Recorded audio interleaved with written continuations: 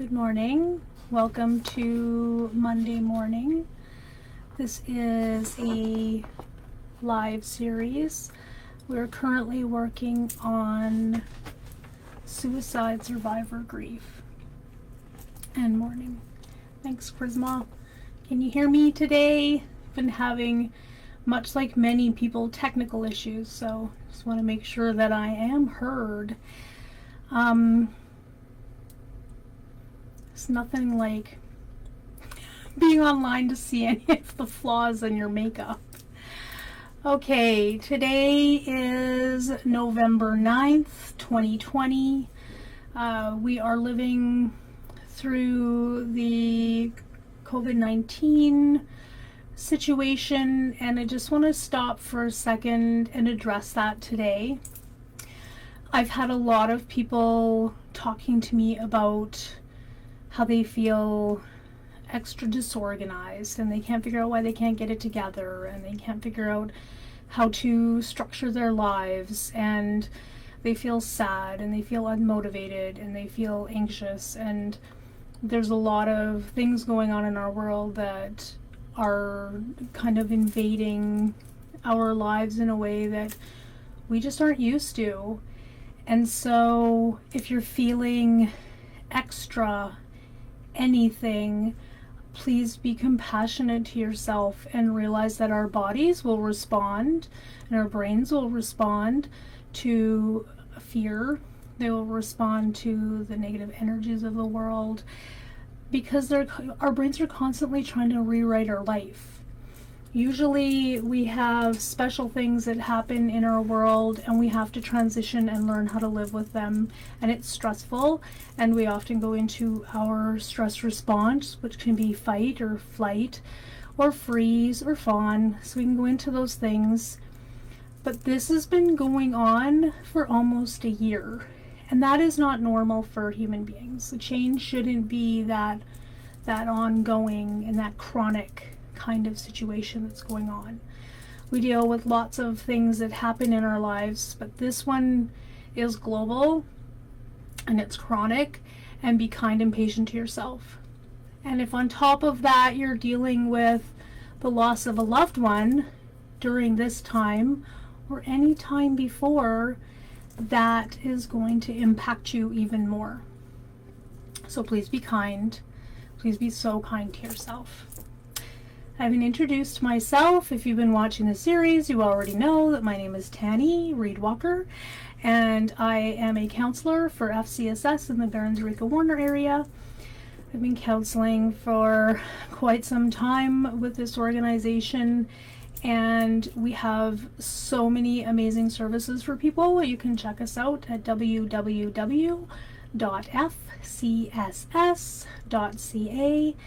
and see what we have to offer.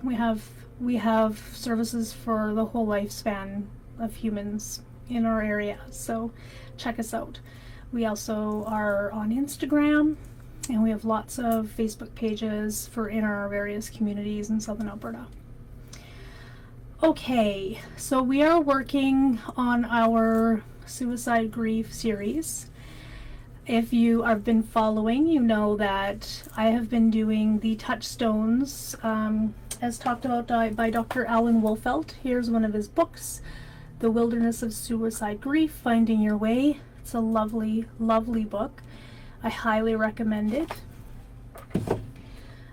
He also has a journal, so you can work through the journal, and it has lots of questions. So if you need prompting on what to write and how to work through the feelings, this kind of journal is a really fantastic idea, because it will ask you questions and prompt things, so you're not just sitting there in front of a blank page going, where do I start?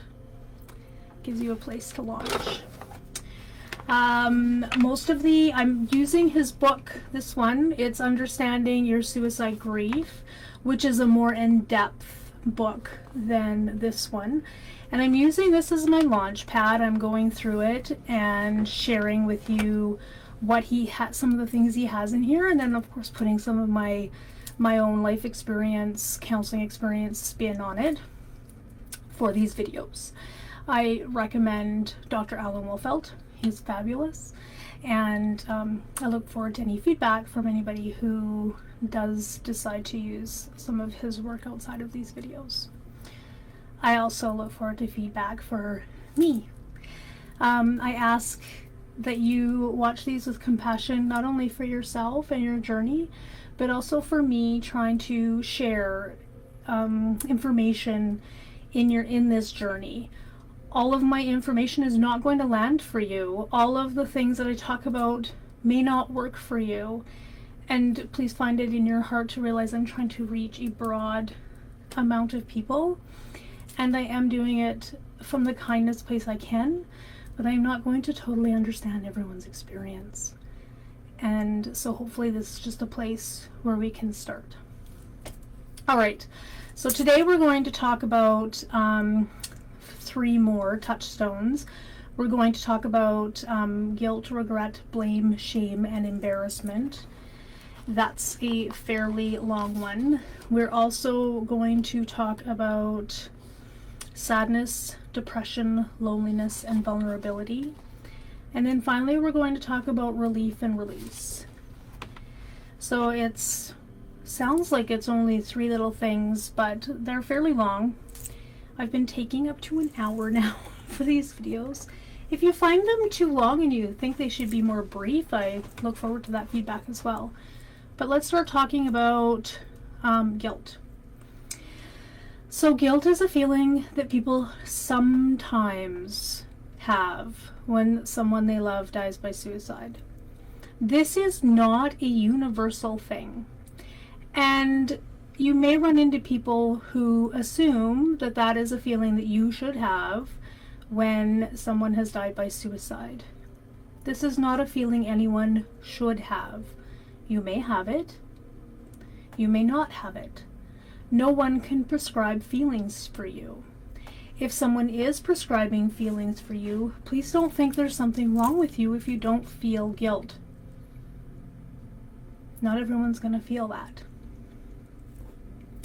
So it may be a part of your experience. It may not be a part of your experience. It doesn't mean not listening to this section of the video. You may come across people who are feeling guilt and not know how to deal with that. You may also just want to have the support in knowing that you don't have to feel guilt. It doesn't make you a weird person. It doesn't make it mean that you don't care. It just means it's not part of your experience. And everyone's experience is their experience. And you're here to honor your experience. Sometimes you'll hear people say, "Oh, I bet you feel guilty." How do you answer that? You say, "No, I don't feel guilty. What I do feel is," and then you can list off some of the things that you do feel so that you can move away from the explanation of why don't you feel guilty. It's nobody's business, and it's not necessary. I'm not saying it doesn't happen. I'm just saying it's not a necessary part of grieving someone who has died from suicide.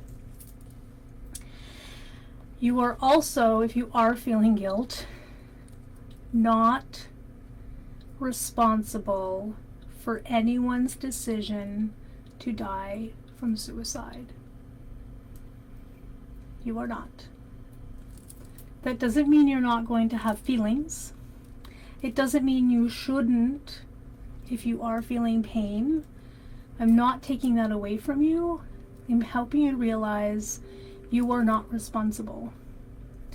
Human beings really like to blame someone. And when it comes to suicide death, there's no blame. Responsibility is realizing that someone took an action.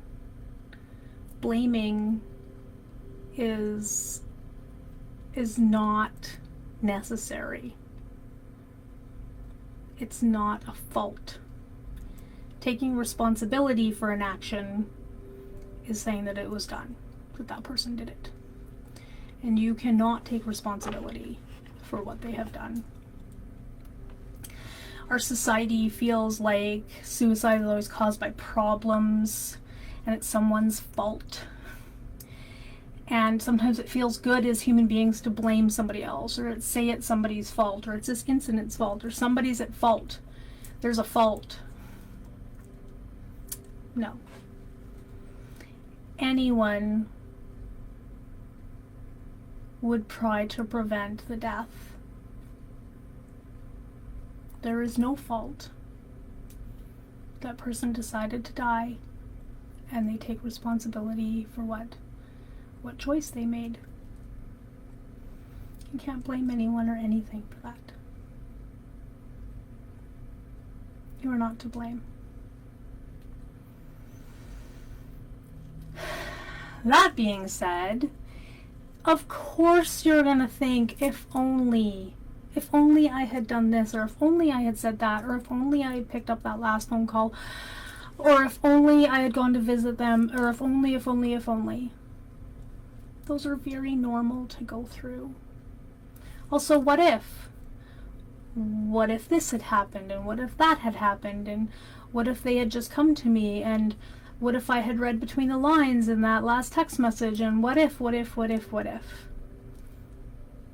We love to try to control things as human beings, and sometimes blaming us and trying to figure out how to fix that situation in the past is just a way for us to figure out how we want to act in the future.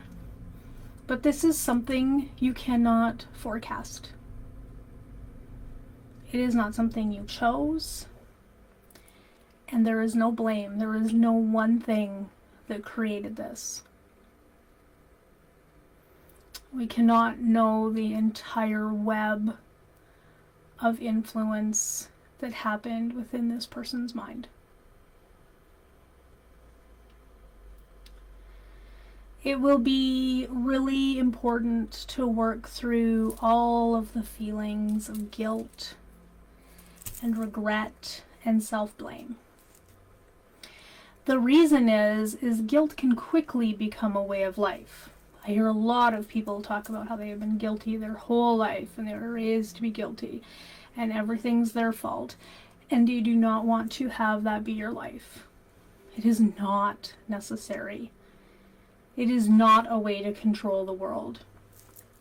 You do not control the world, and you are not to blame. And if you continue ongoing to judge yourself as being guilty, you might start to create shame. And shame is where you think you have a flaw in yourself as a human being. If you are guilty and you are keeping it inside, it becomes a dirty, dark secret, and that turns into shame, which is so harmful. It's very hard to be loving when you feel unworthy and you feel like there's a vital flaw inside you. So if you're feeling that, please reach out for help. You deserve it. You may be thinking, I don't deserve it, but you do deserve it. There's a reason why you're watching this right now. So you need unconditional love and self-compassion, but you may be beating yourself up with personal abuse and personal self-neglect. And I ask you, please don't do that. Please change that now. Just a small thing. Reach out to somebody. You're worth it.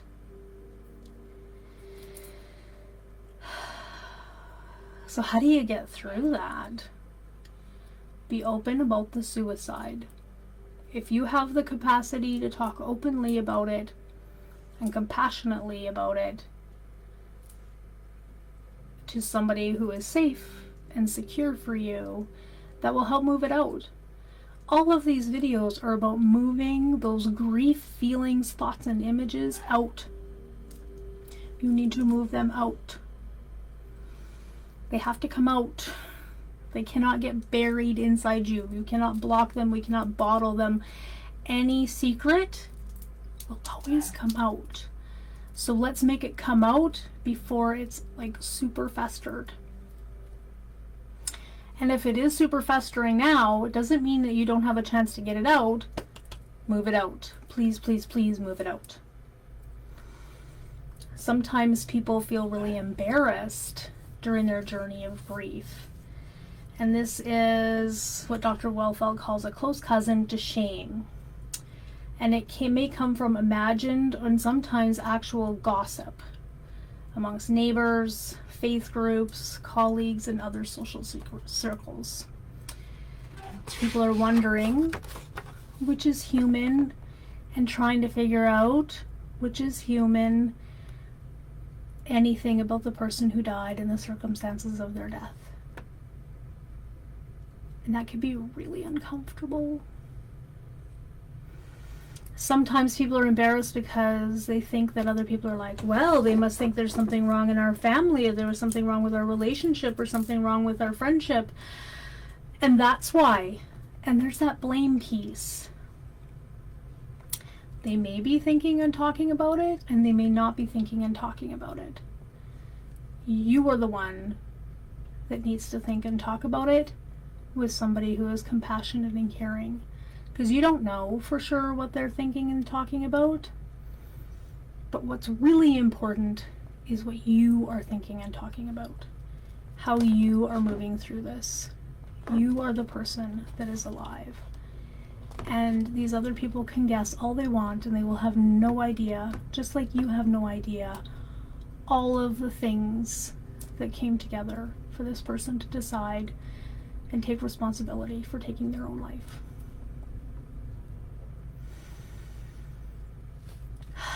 It's so hard. So hard. Thankfully, there has been some movement in destigmatization of suicide death. For example, in old times, people who died by suicide were not allowed to be buried with other people in religious graveyards. And I think grateful that mostly that has changed. There is still going to be some sections of life where that stigma still exists. And I'm so sorry. I'm so sorry that you are experiencing that. And I also really pray that you are looking for people who are supportive of you, and you stay away from those people who are stigmatizing your loss. So guilt. Oh, there's so many types of guilt people can feel, and I'm just going to go through them. First one is relief guilt. So sometimes people who decide and to end their lives, it has been an ongoing situation, and it's painful, and you could watch the person suffering, and sometimes it can feel like a relief when they're gone. It's like, oh, one father said, I know where he is now. He was always worried about where he was and what he was doing, and now I kind of feel relief that I know where he is. And it feels really uncomfortable to say that, but it's also natural.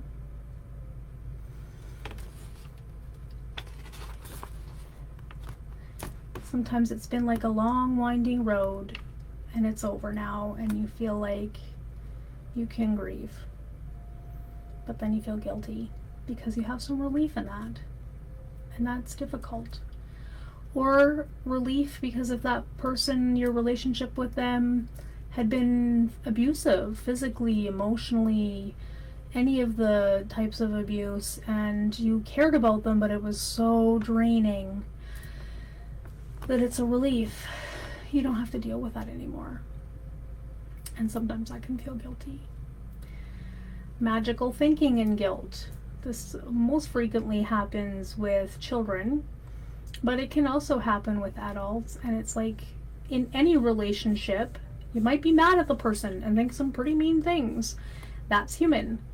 But when you're mad at the person and you think really mean things, and then they die by suicide, you could start thinking, oh my gosh, I created that somehow. So there's that kind of guilt that's happening.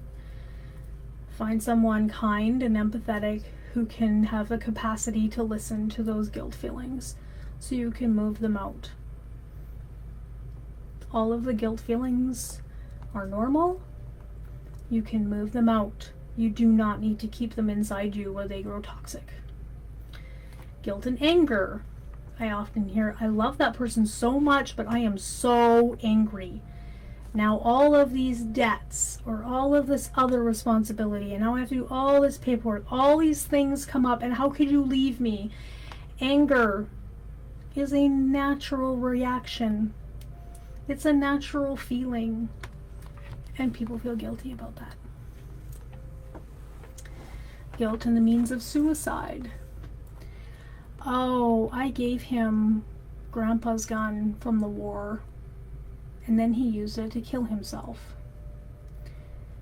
Or I thought that he needed medication for pain. Or I thought that she wanted to borrow my car to do XYZ. All of these different things sometimes can happen. They decide to use something that was yours or handed to them as a means for killing themselves. And that can make a person feel very guilty. And I tell you, you are not responsible for their death. They are responsible for the decision they made. You still need to process those feelings and thoughts. You need to move them out. Don't keep them inside. Don't keep them inside. Parental guilt. As a parent, if you've lost a child through suicide, you'd be like, did I do something wrong? Was I not a good parent? What if I had done this? What if I had done that? There were lots of times you were a good parent, lots of times you were not so good of a parent, lots of times you made mistakes, lots of times all of the things. You are not to blame. You are not responsible. You do need to move those feelings out and talk about them. It is something that is very important to you and to the rest of your family. Spousal guilt. Sometimes people will blame their spouses, or they'll feel they're to blame and their spouse will be blaming them. Please get some help together. Suicide can definitely break down a family and break down a marriage, but it doesn't have to. You can work through this together, and you can figure out how to move these feelings out and not let them fester, because neither of you is to blame. You are not responsible. Not responsible for their decision to end their life. You are responsible for your feelings and working through them. Child guilt. Children especially feel like the world revolves around what they're thinking and feeling. I remember when I was a young one walking to the school bus, and there was a weather balloon or something in our neighborhood, and it was following me. It was very, very suspicious that it was following me and making sure I was being a very good girl. And I remember that all the time when I'm working with kids. They will interpret their world in relation to themselves. And kids can have really mean feelings and really mean thoughts. And it doesn't mean they're terrible, horrible little beings. It means they're human. And it also means that we need to be extra careful and extra kind to them to help them realize that your mean thoughts did not make this person die. You did not plant a little seed in their brain and make them do this stuff. This was not your fault. Kids will often say, I wish you were dead. I had one, I remember distinctly a certain time where one of my children in a very public venue had wished me dead. And it was very embarrassing. And I think, what would have happened if I had died? And what would this wee one have grown up with if not taken care of? So take care of the little ones. Take care of the young ones. And realize their explosive emotions are just that. They're explosive emotions. They're getting them out. And help them get them out. Mental health, caregiver guilt. Lots of people experience the death of a client or a patient from suicide, and that can be really burdensome. There could be a lot of feelings coming up. Why am I in this profession? What could I have done better? I was this person's caretaker and I didn't notice the signs. There's so many things that can happen. And if you're a caregiver or mental health caregiver, any kind of caregiver, and you've experienced the loss of a client or somebody you're caregiving for, please, please, please get help. You deserve the help to get through this as well. This is a very big thing. All of your professional ability was put into this, and we just want to keep people here and alive and thriving, and we can't always do that. We can't claim success for our clients and the people we care for, and we can't claim success for when they die. So please get help. And then there's joy guilt. So the first time you laugh, or you find yourself having fun and not thinking about that person for a little while, and then the guilt comes in, that person will never feel this again. Oh, I'm betraying the loss of them and the memory of them. And the guilt comes in. You are a multi-dimensional human being, and grief is designed to soften over time. You are not honoring a person by not feeling your full range of emotions. So if you're feeling guilty about that, please reach out for help. And sometimes people are just naturally, their personality is to feel guilty. And if you are one of those people, you might want to look into getting some help with helping with your overall feelings of guilt. And even more intensely now when if you're feeling a lot of extra guilt from this situation. Self-care guidelines. So if you've been watching my videos, I can imagine you're like, I know what Tanny's gonna say.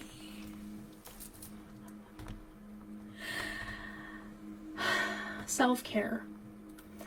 Do not let people prescribe your feelings to you.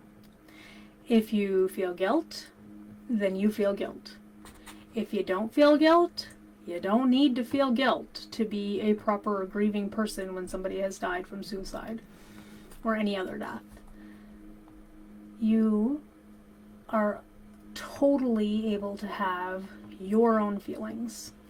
So if you're not feeling some of the things I talk about, okay, just ignore that part and listen to the parts that do resonate for you.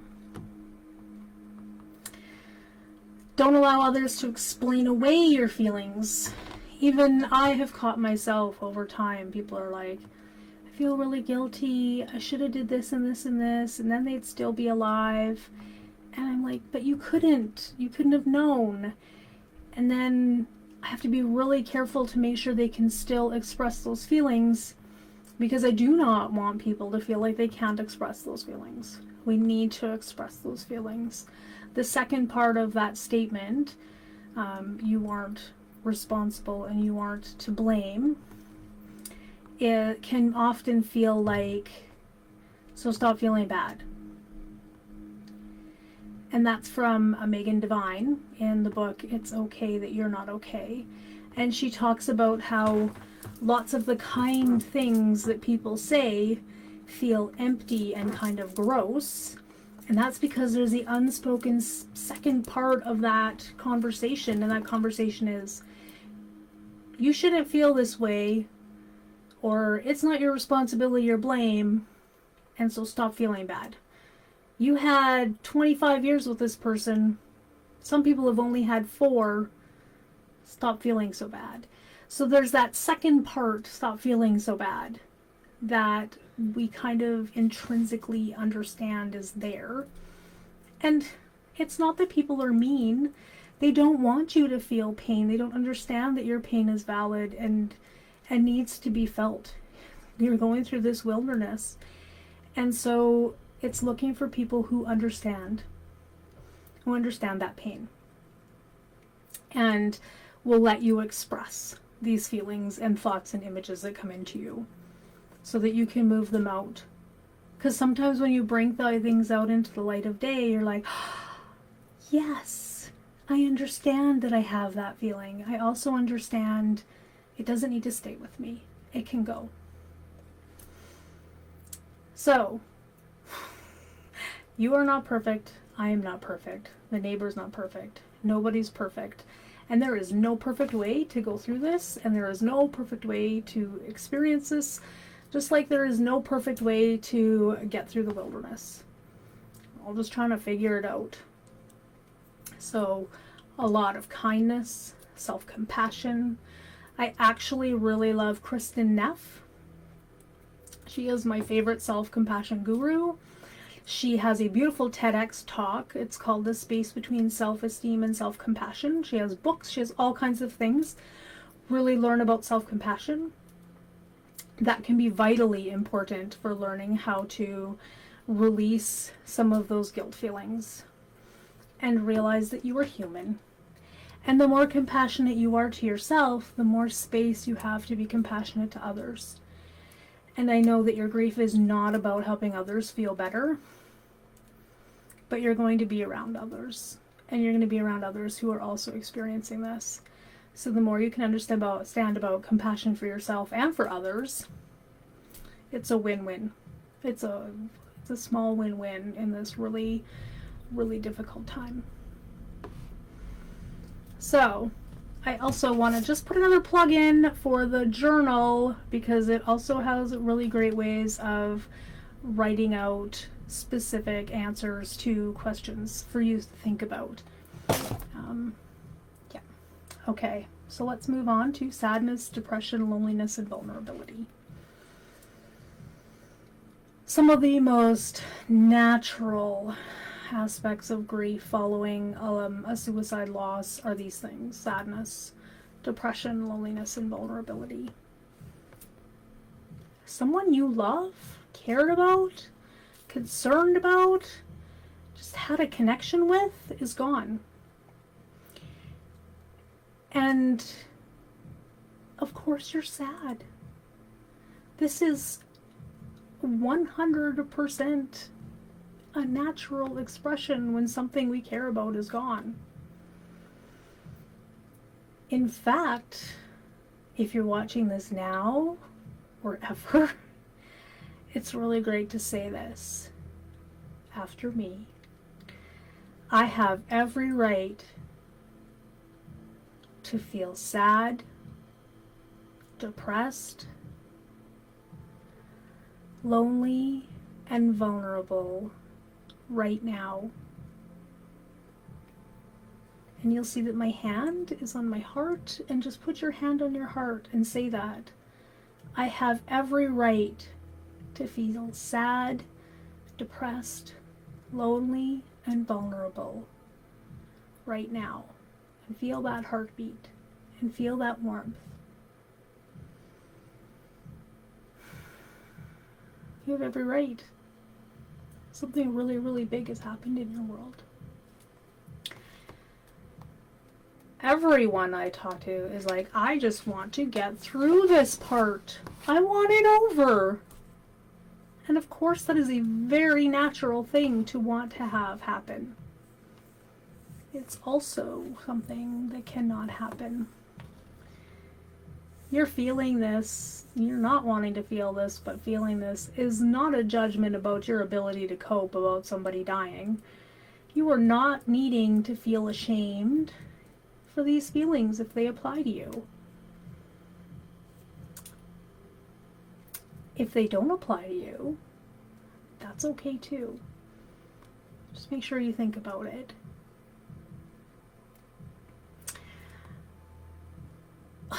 These emotions are like a roller coaster a lot of the times. Human beings, we don't have the capacity to move through our life feeling that depression and that vulnerability and the sadness all the time, because it's very heavy and it makes us slow down. So we might feel like for a little bit we're doing really good. I'm going to put that in quotes. We're doing really good. We're coping. We're moving through life. And then all of a sudden we just get sideswiped by these deep emotions that happen. And I've talked before, it's kind of like dosing. it's like you can only handle so much. So when you're watching a show and there's like a big ship battle or something, and it's like scary, and then people are in the water, and then they're kind of on a raft, so they kind of get like, it's not comfortable, it's icky, but they're getting a rest, and then they wash up on the beach, and then all of a sudden they're trying to like find fresh water, and then they get like, there's just like this ongoing thing. So it seems like, okay, things are going to be okay for a little bit, and then like things happen again. It's kind of like that. You need times of reprieve. And even in our stories that we tell, people have moments of reprieve, moments of rest, because we cannot handle all of the stuff and all of the change all at once. So it may be weeks or even months before you feel the deep depths of sorrow that are inside you. It might come off in layers.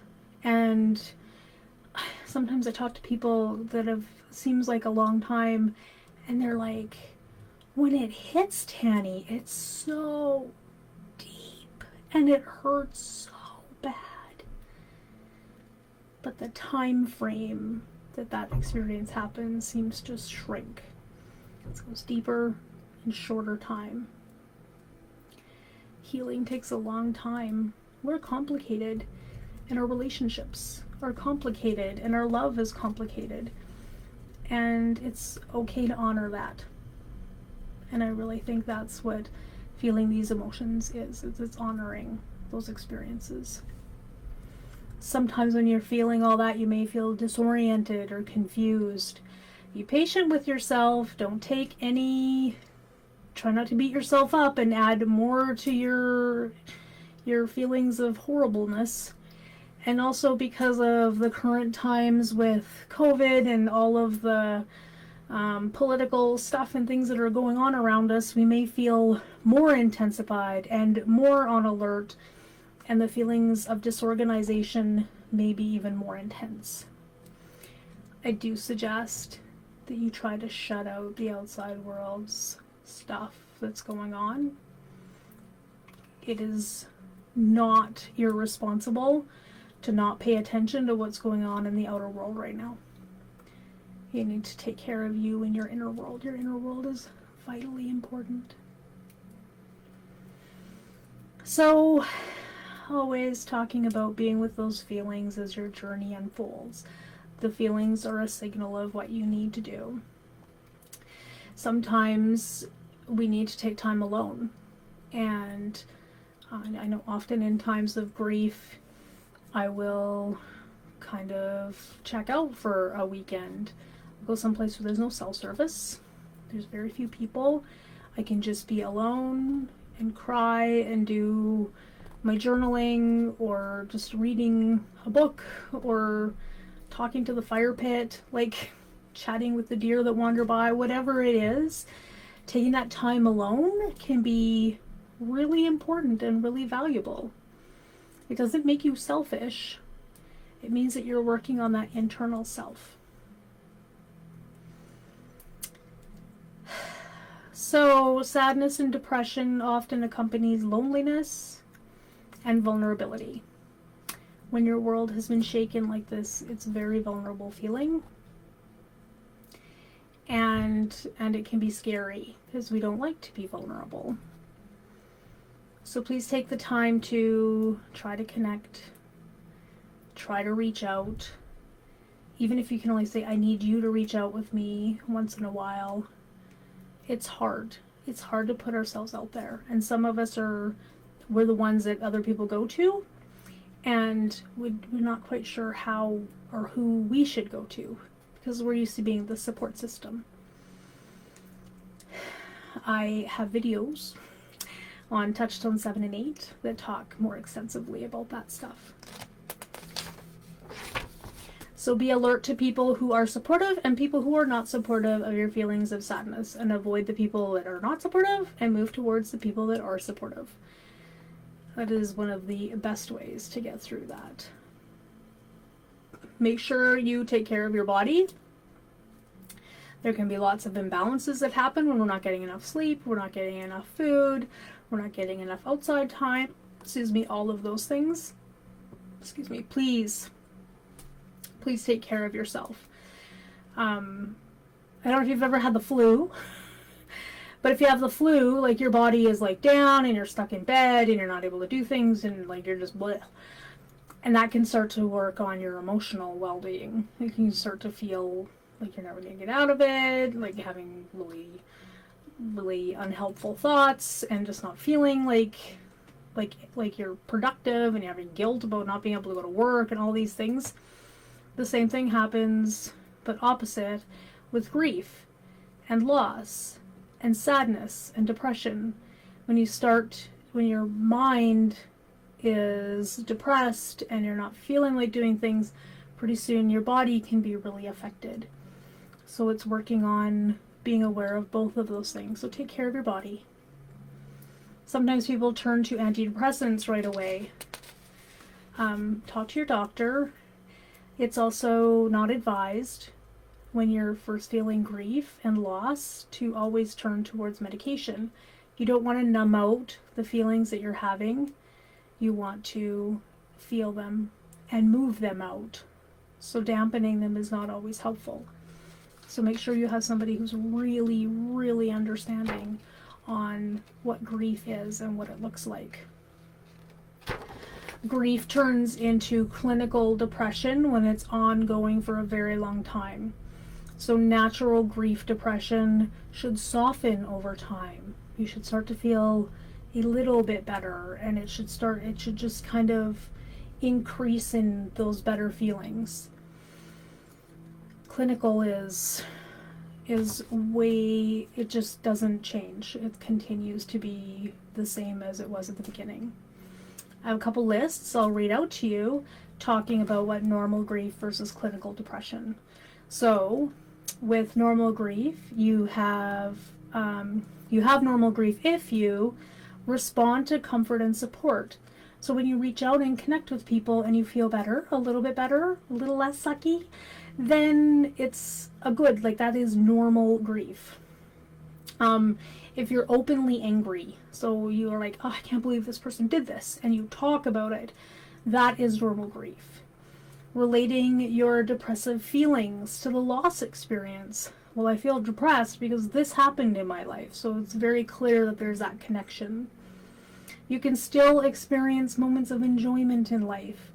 So if you find yourself appreciating the sunrise, or laughing when the grandkids come over, or thinking that your pet's rustling on the floor is funny, if you have some of those moments of enjoyment, then you're in a normal state of grief. You exhibited feelings of sadness and emptiness, so you're talking about it and you're showing that you're feeling this. You may have some physical complaints. I get headaches a little bit more often, and my shoulders are sore. I really feel this heaviness in my chest. Those are normal feelings of grief. You express guilt over some specific aspects of life. Oh, I wish I had taken that trip with this person, or I wish I had called them a little more often. Those kind of things. And you feel a temporary loss of self-esteem. Just like, I can't believe they didn't think I was able to help them with this. And there's like that sadness there. Clinical depression, you may be clinically depressed, maybe, if you do not accept support. I don't need it. I'm fine. I'll get through this on my own. Are irritable and complain, but do not directly express anger. So you don't say what is bothering you. You're just generally cranky. You do not relate your feelings of depression to a particular life event. You cannot clearly connect that this feeling is with that person who died from suicide. Exhibited an all-pervasive sense of doom. So you're just assuming everyone's going to die. There is no point. You project a sense of hopelessness and chronic emptiness. I'm never going to be able to move forward. Chronically feel like there's just no point. Why bother? Have generalized feelings of guilt. So you're just kind of feeling guilty all the time about everything. And feel a deep and ongoing loss of self-esteem. If you're feeling any of these, or you have anyone in your life that's feeling these, you might gently want to talk to them about getting extra help, because their grief response may have transitioned into chronic depression. So do not suffer alone and in silence with any of this. Please do not. You cannot fight these feelings, you can friend them. Sometimes I talk to people about inviting their, hi depression, let's make a cup of tea. And sit down and write about it, or talk about it. I like talking into the mirror sometimes. I'll be like I'm talking to my friend Tanny on the other side in the mirror. That may seem a little weird, but it's something that works for me. Figuring out what it is. And that process of doing something like making tea and inviting them in, it's like you're inviting in a visitor, and the visitor's going to leave eventually, and you might as well just hang out and visit with them. And I love the idea of the ritual of making tea, because it moves you out of fight, because you're making tea, which is a kind thing to you. You're moving out of freeze, because you're moving, you're making something, you're doing something deliberate. And you're not running away from it. You're opening the door and saying, okay, let's do this. Oh, I also think maybe dancing and turning on music that reflects that. There's so many ways. I'd be interested to hear what you think on that, if anybody has any suggestions. So don't fight. Lean into it. And that alone time that I talked about can be really helpful. But use that alone time to connect with those thoughts and feelings and relieve them. Relief and release. We're at the end of touchstone 4. Such a big one. Exploring your feelings of loss is so vital. So vital. Relief and release can be if this person has been experiencing long-term health problems, or perhaps they have been experiencing being in and out of a suicide state for a long time, or the person abused you physically, sexually, or emotionally. You may feel a sense of relief that that's over. And it's going to quite possibly make you go through the past and the timelines of what happened and the timelines of your experiences. And this kind of grief, again, you do not need to do this on your own.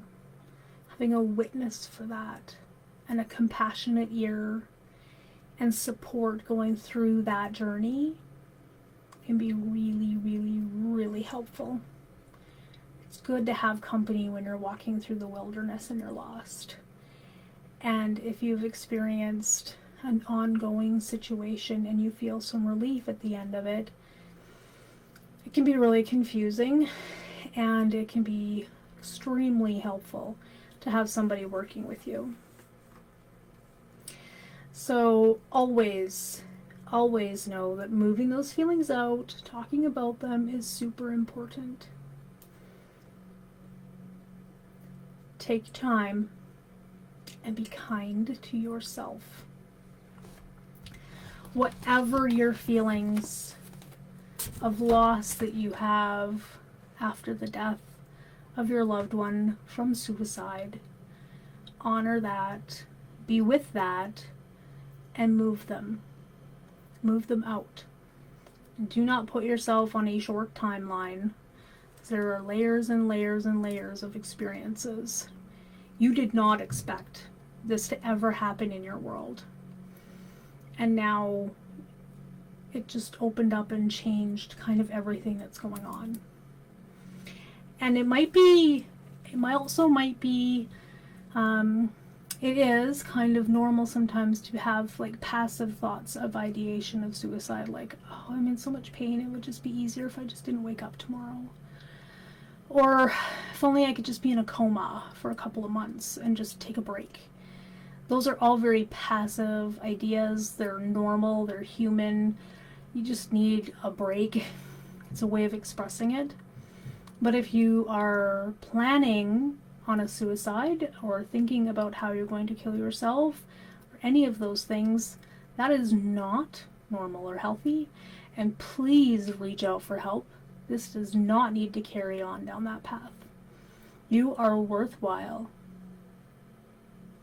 And you deserve to be taken care of, whatever your experiences have been and whatever life has thrown at you. So thank you very much for watching. Please share this video. Please like this video. Please comment. Please send me any ideas you have or any thoughts or questions. I appreciate all of them. And until next week, I hope that you are compassionate to yourself.